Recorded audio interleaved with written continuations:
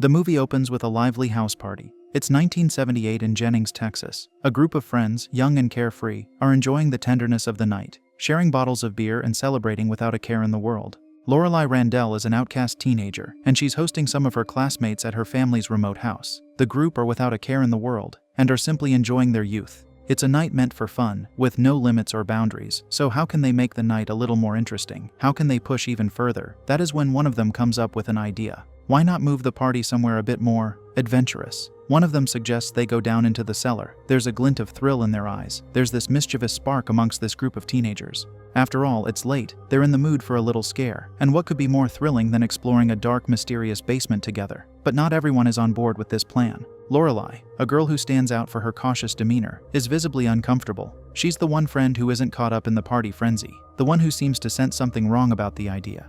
Lorelai insists that the cellar isn't just any basement, it's a chapel, a place her family considers sacred. She tries to warn them, reminding everyone that they are not supposed to go down there. Her pleas are met with teasing laughter and eye rolls. It's her family's house, and she knows there are rules about that particular room, rules that her family would never want broken. But in the thrill of the moment, her warnings are brushed aside.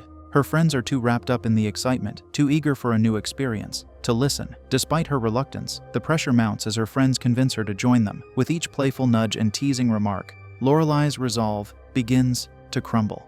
She gives in, hoping they'll be quick and respectful. Walking into that cellar is going to change every single one of their lives, but the group doesn't know it yet. The gang of friends make their way into the cellar, curiosity etched on their faces, maybe even fear of the unknown. The cellar is dark and musty, the air thick with the scent of age and dust. Shadows dance along the stone walls, and an eerie silence falls as they enter. When they switch on the lights, their excitement gives way to unease. The room is no ordinary cellar. It's filled with strange objects, remnants of what look like satanic rituals. Strange symbols and ancient artifacts line the shelves, and an unsettling energy fills the space. A live snake is present in the cellar with them. It slithers in the corner, carefully observing the scene. The sight sends chills down Lorelai's spine, and she immediately feels a sense of dread. She begs her friends to leave, her voice rising with panic, but they brush her off.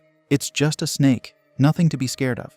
Besides, if it were to attack them, it would have done so already. All of the artifacts in the room are just strange decor meant to scare off intruders. There's no way Lorelai believes that these items are actually spiritual or demonic. Carlin, one of the girls, wanders over to a strange-looking bottle, just lying there carelessly. It appears to be a regular glass bottle, and so Carlin reaches for it. The bottle seems almost alive, as though something inside it is swirling just beneath the surface. Lorelai's heart sinks as she sees Carlin reaching for it, and she pleads with her to put it back, warning her that the bottle is one of her father's most sacred possessions. She tells them her father would be furious if he knew they had disturbed it, even going as far as to say he would end her for breaking his rule. But sadly, her words fall on deaf ears. Her friends, caught up in the thrill, decide to play a game of spin the bottle. To add to the atmosphere, they arrange themselves around a pentagram drawn on the floor, a symbol that was clearly part of some ritual. The bottle, now a centerpiece for their game, glints ominously under the dim light. They laugh as the bottle spins, each turn adding a layer of anticipation. At first it's innocent, just an excuse for some kisses and lighthearted dares. But Lorelai cannot shake the feeling that something is wrong. The pentagram, the dark objects, the snake watching them with unblinking eyes, none of it feels right. All of this is unsettling. Her anxiety is heightening with each passing moment. There is not 1 minute of ease for the young lady, not as long as they're in that cellar. As they continue, what Lorelai notices next is beyond strange. What she sees is concerning. The cap of the bottle seems to have loosened on its own, as though something inside is pushing to escape. Before she can react, a thin white smoke begins to seep from the bottle, curling into the air and filling the room with a chill. The lights flicker, and the room shakes as a mini earthquake rumbles through the cellar. The friends jump, laughter turning into nervous gasps. Carlin finally suggests that maybe they should leave, her voice betraying her own fear. But by now, isn't it a little too late? Just then, the local pastor, Father Harris, arrives at the house, sensing something amiss. He enters the cellar, only to find a scene of horror unfolding before him. Lorelai's eyes are wide and vacant, her face twisted in a cruel, unnatural expression. She's no longer herself. The demonic spirit from the bottle has possessed her, and her friends, terrified and entranced, bow down before her, mesmerized by her newfound power. Father Harris realizes with dread that an ancient evil has been unleashed, one that has been lying dormant for decades. The movie shifts forward to the present day, introducing us to Cole Nichols, a young man who recently lost his father. The loss has left a profound void in Cole's life, as he and his father were exceptionally close. Although Cole is strong in his own quiet way, he's been struggling to process the sudden emptiness left by his father's passing. The sense of loss is overwhelming, a constant ache that lingers in his chest. He tries his best to move forward, but every step seems haunted by memories of the man who taught him everything he knows. His grief has also deeply affected his relationship with his mother, who seems more withdrawn than ever. Despite her attempts to put on a brave face, Cole can tell that she's hurting too, and he feels compelled to be there for her, to be her source of comfort as they both work through their shared pain. One day, as they sit to talk, Cole has a faraway look in her eyes. It's a look he hasn't seen before, as if she's remembering something long buried in her mind. She begins to tell him about their ancestral home, a mysterious old mansion that has been in the family for generations. This house, hidden away from the rest of the world, has been empty for many years, abandoned and left to deteriorate as time moved on. Cole listens intently as she describes the place, the slight tremor in her voice, hinting at a deeper, unspoken fear connected to the house.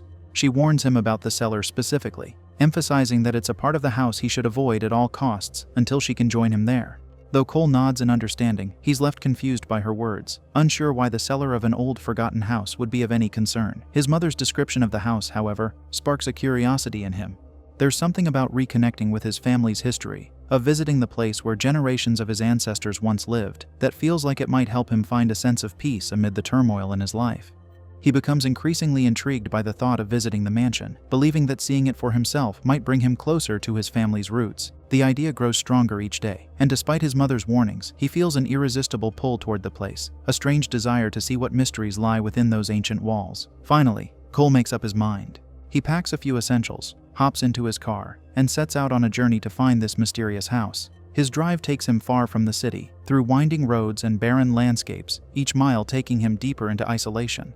As he drives, the scenery changes from familiar highways to open desert, the vast emptiness surrounding him on all sides. The only company he has is the occasional tumbleweed rolling by, and the sound of the wind whispering across the sand.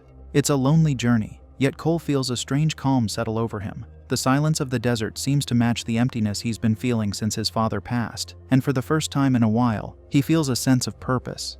After hours on the road, he finally arrives at his destination. Despite the ominous appearance, Cole feels a strange connection to the house. He takes a deep breath, steadying himself, and steps out of the car.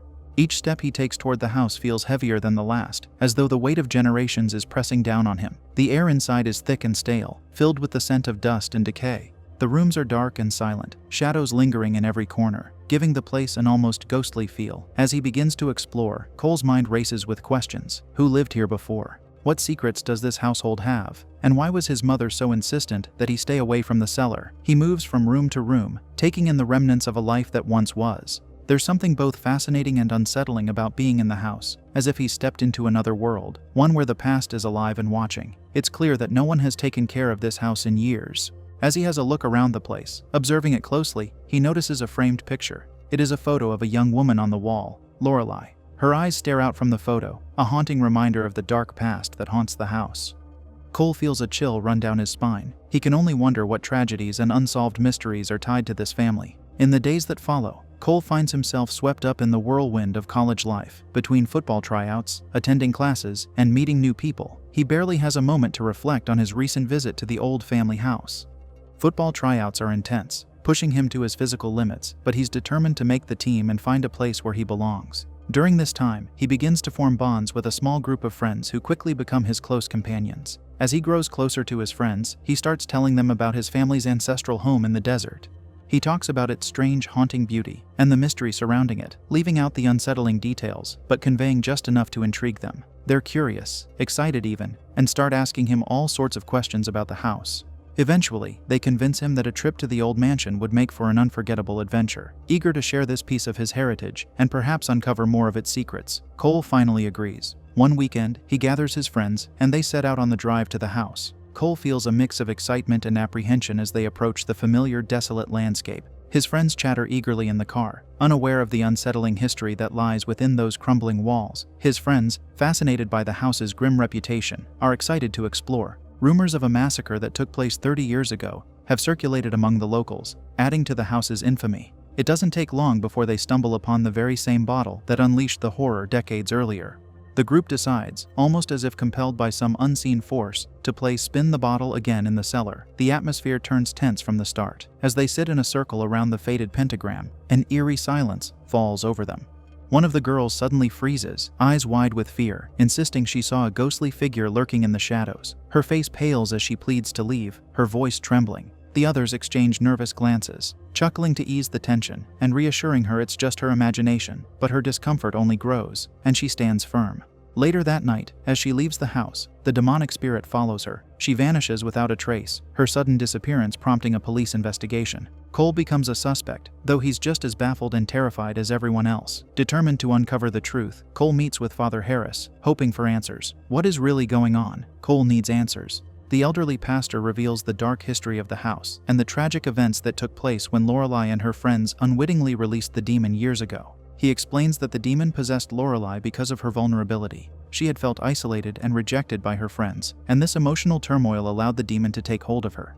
Father Harris recalls the terrifying night he had arrived at the cellar, only to find Lorelai possessed, her eyes filled with rage and sadness as she took the lives of her friends one by one. The power she wielded was unimaginable. She could snap necks with a flick of her wrist, toss her friends like rag dolls, and seemed unstoppable in her demonic form. As Father Harris continues, he reveals that the true source of the curse is Lorelai's father, who happens to be Cole's grandfather. Obsessed with dark rituals, he had delved deep into occult practices, summoning forces he couldn't control. The demon, known as Ahriman, was initially bound by him in the very bottle that had now resurfaced. The evil spirit lay dormant for years until Lorelai's friends foolishly unleashed it during that fateful night. After Lorelai succumbed to the demon's influence, she committed unspeakable acts. Father Harris had arrived just in time to subdue her using the Holy Cross, temporarily breaking the demon's hold. However, the guilt of her actions overwhelmed Lorelai, and she ultimately took her own. Her spirit remained trapped, fueled by resentment and anger, a perfect vessel for Ahriman to manipulate. Father Harris warns Cole that Ahriman has likely attached itself to him, as it did to his mother. Only a descendant of Lorelai's bloodline has the power to end the curse. The key, he explains, lies in love, a pure emotion that can counteract the demon's hatred and anger. He tells Cole that his grandfather once managed to trick the demon by convincing Lorelai of his love, sealing her spirit within the bottle. Cole realizes he must now do the same, using love to break the demon's grip on Lorelai's spirit. The story that spread across the town was crafted to make the tragedy more believable and acceptable to the public. Lorelai's father and Cole's grandfather were devastated, but he was also terrified of her spirit. She returned with a vengeance and needed to be cast back. Using the same bottle that Lorelai had discovered to confine her, her father managed to contain the spirit, but it has now been unleashed once again, thanks to a group of young students seeking some fun. Father Harris believes that the spirit has now attached itself to Cole, just as it had previously attached itself to his mother. There is no easy way to put an end to this situation. Lorelai will continue to focus her energy on those she believes caused her pain. Father Harris also notes that Cole's grandfather, Fred Randall, controlled spirits like a snake charmer. He learned what bewitched them and discovered that love tamed her, leading to his tricking her into the bottle. Apparently, if the group of friends can restore Lorelai to her original self, the demonic entity will be cast away, as it will have no one to possess. Father Harris states that only a Randall can defeat the demon, and it falls upon Cole to undo the wrongs of his grandfather. In a desperate attempt, they go to the house one final time, prepared for a confrontation with the demonic force. They bring with them the cursed bottle, hoping to replicate the ritual that originally trapped the demon, but with one crucial difference. This time, they plan to focus on love and compassion, rather than fear and anger, in order to set Lorelai's spirit free and weaken Ahriman's hold. As they enter the cellar, the tension is palpable. The air feels thick, and an oppressive silence fills the room as if the house itself is watching and waiting. They gather around the pentagram, placing the bottle in the center as a kind of symbolic offering.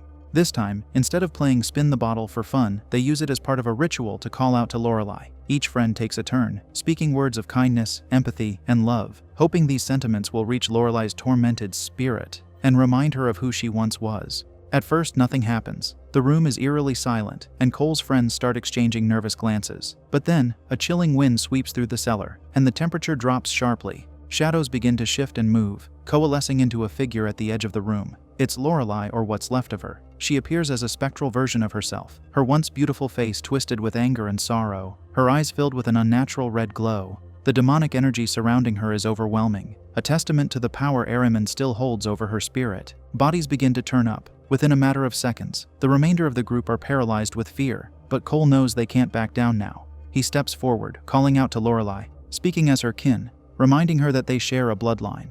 His words are shaky, but he speaks with a conviction that cuts through his fear. He tells her about her family, about the love that still lingers for her despite everything that happened. He apologizes for the pain and isolation she has felt, Her feelings are valid. Every rage and pain she feels is justifiable. He acknowledges that her suffering was real and unjust. Lorelei hesitates, her gaze softening ever so slightly, but the demonic influence is still strong. Araman's power pulses through her, compelling her to lash out again. Another friend of Cole's is lifted off the ground by an unseen force and thrown violently across the room.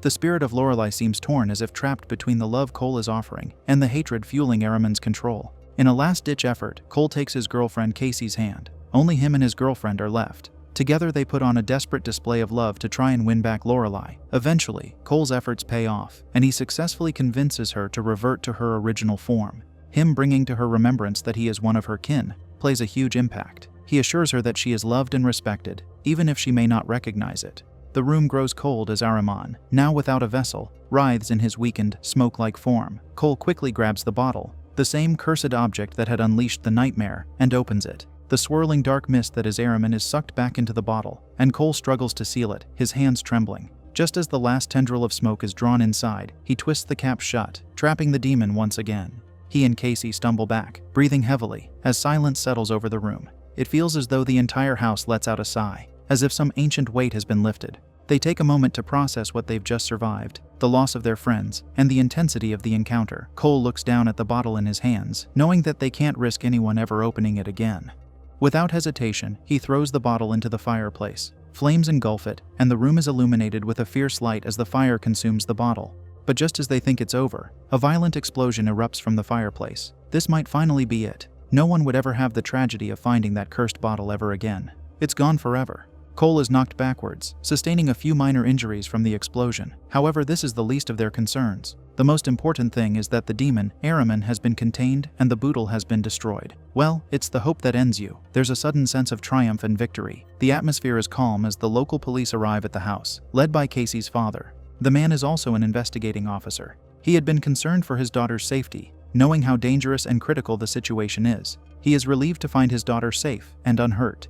Though unharmed, Casey is clearly shaken, but it could have been worse, and he is just grateful that she's alive. Cole, though bruised and exhausted, finds a bittersweet comfort in knowing they have ended the nightmare that had haunted his family for generations. The last scene cuts to the house sometime later. It has changed hands once again, sold to an unsuspecting new owner. Workers are cleaning and renovating, preparing it for its new occupants. As one of the workers sweeps out the ashes from the fireplace, they pause, their eyes widening in surprise. Amidst the soot and debris, they spot something, an intact glass bottle, dark and ominous, its cap twisted shut. The worker picks it up, marveling at its resilience despite the fire, unaware of the evil it contains. Somehow this bottle keeps making its way to its next unfortunate victim. The movie ends on this ominous cliffhanger. Araman's story is far from over. The demon is still trapped inside, waiting for someone else to make the fatal mistake of releasing him once again.